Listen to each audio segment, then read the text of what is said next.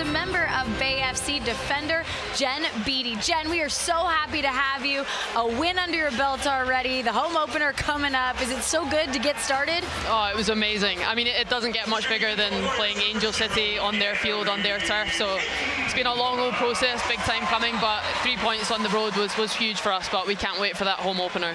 There's so much excitement around the NWSL season, and you had a long, distinguished career in Europe. So what led to the decision to come and play in the U.S. now? That's a good question. I honestly, the NWSL League has always excited me. I always kind of had my eye on it, and I've always watched it from afar, and I always said if the time was right, I'd absolutely love to come out and play. So when Bay came in, it was a no-brainer. The project seemed unbelievable, and the time was right for me to come out and play out here. So a kid from Glasgow playing in California, could not be happier.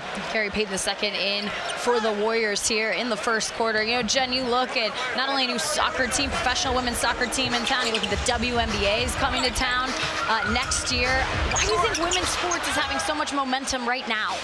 I think there's just a market for it now. There's so much excitement behind it, and I think it's gradually been one of those things that, you know, been going on on the radar for a long period of time. It's been growing and growing, but now the exposure's there. The product of football, the product of sport is on show, and it's there for the world to see. And I think that's the biggest thing, that big sponsorships, big people are coming in and actually backing the game, which hasn't happened in a long time. And for me as a player, that's the most exciting part. We're being invested in and we're being supported, and that's been huge for the women's game.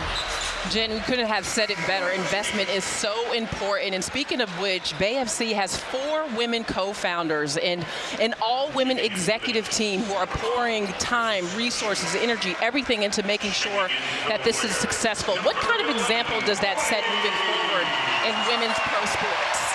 Oh, it's been huge. I mean, for me, actually, meeting them all firsthand was so special, just because they've been there, done it. You know, they came in and really wanted to get to know the players, and were very player first, player focused, and for me that was huge. They care so much about it. They're so passionate about the game.